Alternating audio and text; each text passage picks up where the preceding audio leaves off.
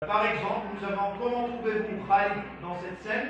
Vous avez les propositions justes, avare, cupide, injuste croyant, un mauvais croyant, un mécréant. Des propositions comme avare, cupide, mauvais croyant, mécréant sont considérées comme négatives. Des propositions comme juste croyant ou juste sont considérées comme propositions à sémiotique positive. Un autre exemple qui classe les sémiotiques, nous avons la femme dans ce passage est une femme heureuse, une femme battue, une épouse, une concubine, une prostituée. Si l'enquêté répond par femme heureuse ou épouse, c'est considéré comme une sémiotique, positive. S'il répond par les autres propositions, qui sont battues, concubines ou prostituées, c'est considéré comme une sémiotique négative. Dans le cas où les propositions doivent être en couple sémiotique, c'est-à-dire dans le cas où l'enquêté va répondre par 2, voire même 3 propositions. Nous considérons que certains couples sont considérés comme sémiotiques positives, d'autres couples sont considérés comme sémiotiques négatives. Exemple, dans ce passage, ces passages traitent de, nous avons les propositions femme, religion, sexe, amour, politique, économie. Si l'enquêté répond par femme seulement, c'est considéré comme neutre. S'il répond par femme associée à religion, par exemple, ou amour, c'est considéré comme positif. Si il répond par femme associée, par exemple, associée à autre chose d'une sémiotique négative, c'est considéré comme négatif. Donc, nous avons donc trois niveaux de thématiques. Nous avons les connaissances socio-religieuses, les connaissances historico-religieuses, nous avons la femme et nous avons les symboles religieux. Par rapport aux connaissances historico-religieuses, dans le cadre de l'évaluation des connaissances des enquêtés, 3 questions ont été posées. Pensez-vous que la description suivante est la réelle description de Moussaïlima après un rapport d'un texte littéraire? Deuxième question, selon vous, épouse de Zéyd serait veuve après 4 mois, c'est-à-dire période de veuvage, période de viduité, serait veuve après 4 mois de son accouchement, serait veuve avant 4 mois de son accouchement, serait veuve 4 mois pendant son accouchement, pendant sa grossesse. Donc, eh bien, nous avons proposé d'autres propositions par rapport aux connaissances historico-religieuses aux enquêtés. 4 questions pour être plus exact. Notre classification a été faite ainsi. Si l'enquêté a répondu par 0 question correcte, 0 réponse correcte, on considère que ces connaissances historico-religieuses sont nulles. 0. S'il répond par une seule question non justifiée, parce qu'on demande la justification de son choix. S'il répond par une question, par une réponse juste, non justifiée, c'est considéré comme connaissance historico-religieuse médiocre. S'il répond par 2 ou plus sont justifiés, c'est considéré comme une bonne connaissance historico-religieuse. S'il répond à toutes les questions, tout en justifiant, c'est considéré comme des connaissances historico-culturelles, religieuses excellentes. Donc pour les étudiants, on a 34,78% de réponses nulles, c'est-à-dire de connaissances nulles. On a 39,13% de connaissances médiocres. On a 17,39% de bonnes connaissances et on a 8,69% de connaissances excellentes en matière d'historico-religieux. Pour les enseignants, on a 60% de connaissances nulles pour les enseignants, c'est-à-dire qui ont vraiment 0 réponse juste.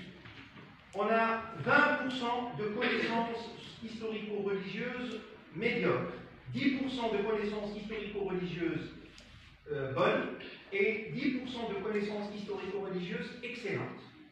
Donc, en matière de public, nous voyons bien que le public n'est pas vraiment sur la même longueur d'onde que l'auteur. L'auteur qui est forcément quelqu'un de très cultivé, c'est une éminence en littérature, donc c'est quelqu'un de très cultivé en matière d'historico-religieux.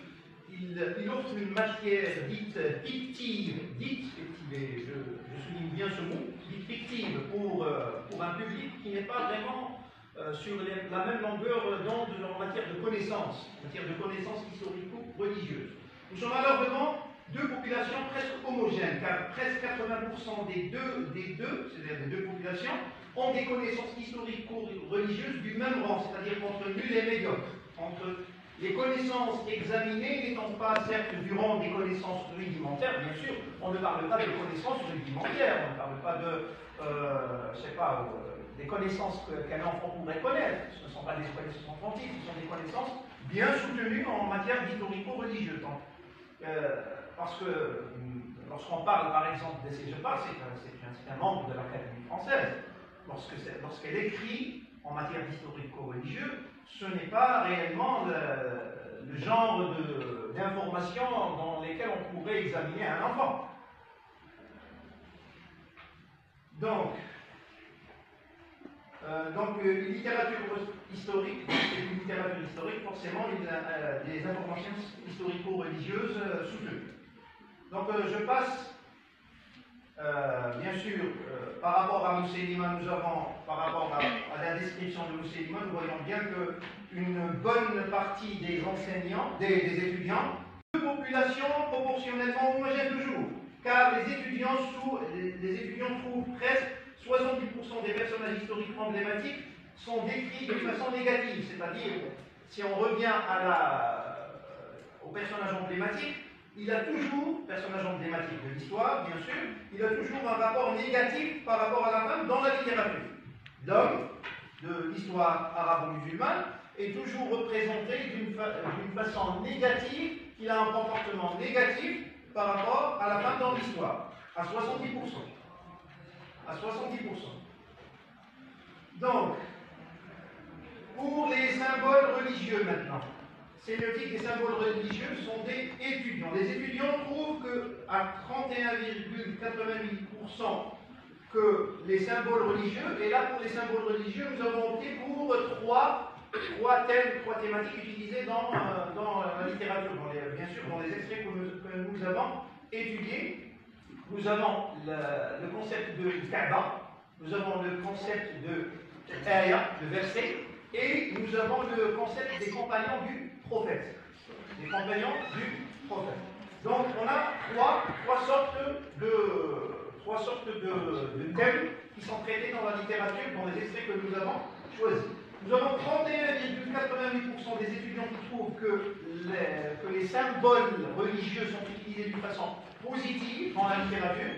Nous avons 46,37% qui trouvent que les symboles religieux sont utilisés de façon négative. Et nous avons 21,73% qui sont neutres.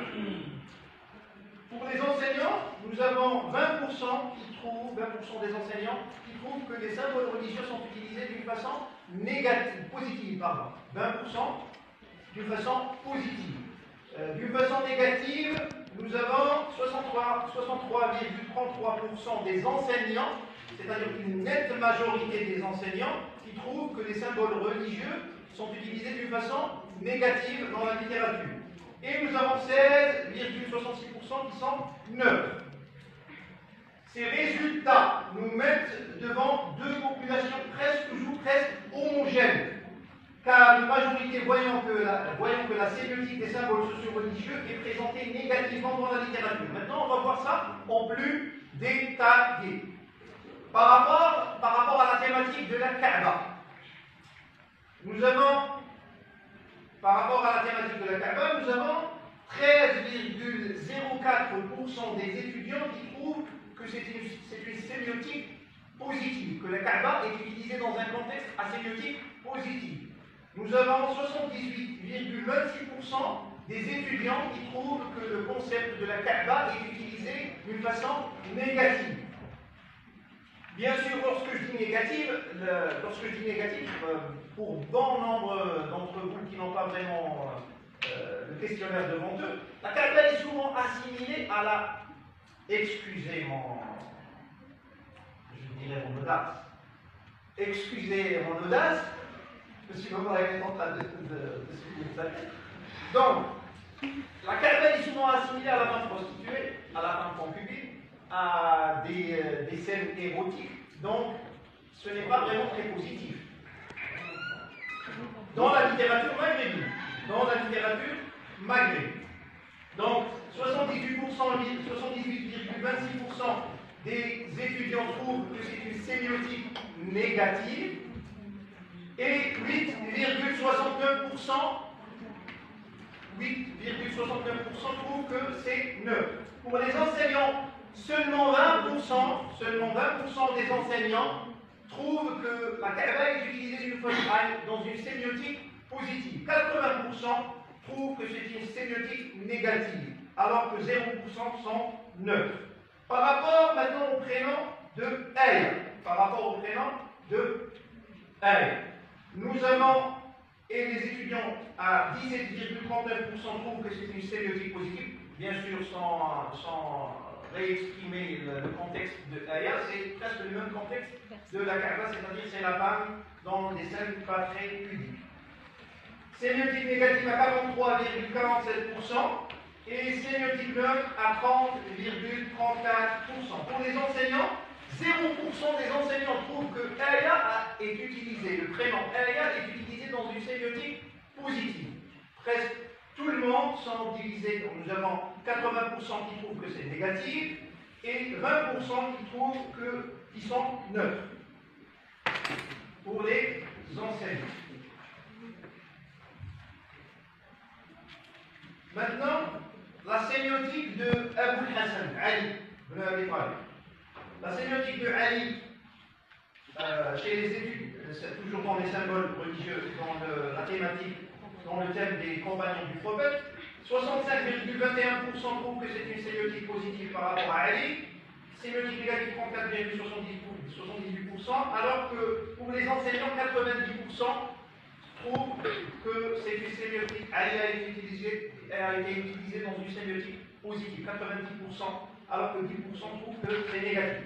Pour Abu Bakr et Omar, nous avons 73,91% des étudiants trouvent que c'est une sémiotique positive, 26 seulement trouvent que c'est une sémiotique négative. Pour les enseignants, c'est 50% qui trouvent que c'est positif, 40 qui trouvent que c'est négatif. Alors que pour Khalid ibn Walid, nous avons des étudiants à 26,08% trouvent que c'est une sémiotique positive, à 73,91% trouvent qu'il a été utilisé, ce personnage, dans une sémiotique négative. Pour les enseignants, c'est 50% qui trouvent que c'est positif, 40% qui trouvent que c'est négatif et 10% qui trouvent que c'est neutre. Notre commentaire. Donc, deux constats des populations estudiantines et enseignantes sont, nous trouvons que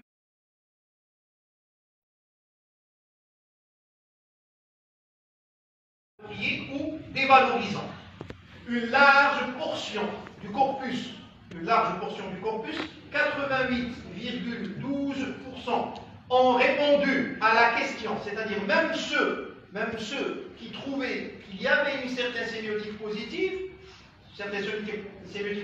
ont répondu à la question, trouvez-vous que c'est convenable d'utiliser le mot Kaaba dans ce contexte? Donc 88,12% ont répondu par non. C'est-à-dire même s'ils sont neutres, ils vont trouver que ce n'est pas convenable d'utiliser le mot Kaaba dans un contexte érotique. Donc, ont répondu à cette question par non. 96,15% ont répondu à la question, selon vous, dans ce passage, la Kaaba c'est quoi? Ils ont répondu par le monument islamique connu. C'est-à-dire même ceux qui qui ont répondu par une réponse neutre ou une réponse à sémiotique positive ont répondu que c'est la Kaaba et, dans ce contexte, est le monument islamique connu. Donc nous sommes face à une sémiotique des symboles socio-religieux visiblement négative. Et le lectorat l'aperçoit ainsi à une grande majorité. Dans la même optique, les personnages des compagnons du prophète sont peints dans une image de conflit entre Ali et Abu Bakr et Omar. Bien sûr, c'est la littérature qui le peint, d'une façon à donner plus de sémiotique positive à ce premier. C'est-à-dire plus de sémiotique positive à Ali par rapport à Omar et Abu Bakr. Et les enseignants l'ont bien affiché avec 90% de positivité pour Ali par rapport à Abu Bakr et Omar qui n'ont eu que 54%. Donc il y a la littérature peint cette scène de conflit avec un franc avantage pour le personnage de Ali. Donc, pour conclure, je m'excuse. Pour conclure ce commentaire, nous dirons que sur deux niveaux de symboles, la sémiotique négative est bien dominante à 96,15%. Donc, pour conclure ce commentaire, nous dirons que sur deux niveaux de symboles, la sémiotique négative est bien dominante avec 96,15%, qui voit, même ne déclarant pas que Kaaba et Aya sont associés à une sémiotique négative, que le texte n'aurait pas dû les utiliser comme prénom. Donc même ceux qui ne sont pas pour la sémiotique négative jugent que ce n'est pas vraiment décent d'utiliser Aya et Kaaba dans ce contexte. Maintenant, le lecteur-chercheur. Comment perçoit le lecteur-chercheur ce genre de texte? Celui-ci est dans un contexte de lecture averti par l'excès, bien sûr, de théorie qu'il a, l'excès de théorie, dont la peinture de Mousselima de façon à ce que la littérature le peint d'une façon emblématique, dans le cadre d'une vision personnelle, car Jabbar ayant dit dans son avant-propos de Loin de Médine, j'ai appelé roman l'ensemble des visions que j'ai nourries autour de lecture. Donc, pareil pour les autres personnages des figures emblématiques et compagnons du prophète, il verra aussi qu'il y aura une certaine symbolique, une certaine sémiotique. Donc, le lecteur-chercheur trouvera toujours une façon de dévier le sens pour que ça soit relatif à une symbolique, à une énonciation, à une sémiotique, non pas comme le perçoit le lecteur non averti. Donc pour la conclusion, je dirais que la lecture du chercheur trouvera dans toutes les optiques, sémiotiques, symboliques, onomastiques, énonciatives, une façon de détourner le sens vu par le lecteur non averti, qu'il soit d'un rang estudiantin ou intellectuel. Car c'est-à-dire qu'il soit enseignant ou étudiant, il verra cette sémiotique négative. C'est pas tant. C'est pas tant pour le lecteur non averti qu'il y a une sémiotique négative, même si le chercheur ne l'avoue pas.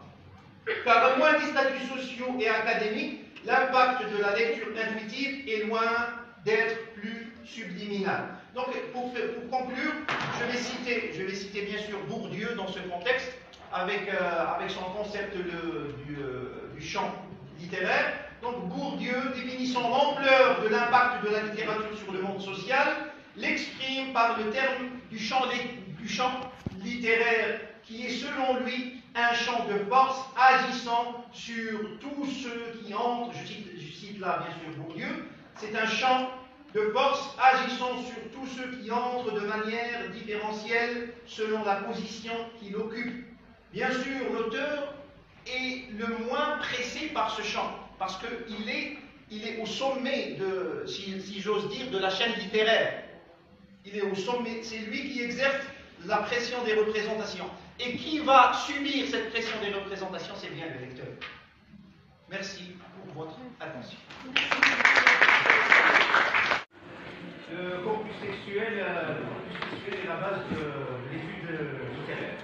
Toutes les recherches faites sur la littérature est à la base faite en analysant un corpus textuel. Peu de chercheurs se dirigent vers l'étude de la sociologie de la littérature, bien que cette sociologie passe par d'une grande théorie de la littérature qui est celle de la réception, celle de la théorie de la réception. Donc le corpus textuel est à la base de la recherche.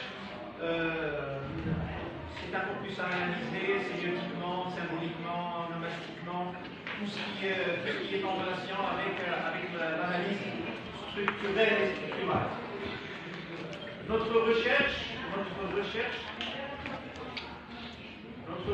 dans une première étape, consiste en une enquête sociale. Une enquête sociale qu'on a exposée à 23 étudiants et 10 enseignants du département de français, de la faculté des langues lettres, du département de langue française, de la faculté des lettres langues et arts de l'université de Sydney. On leur a imposé la lecture de quelques extraits de romans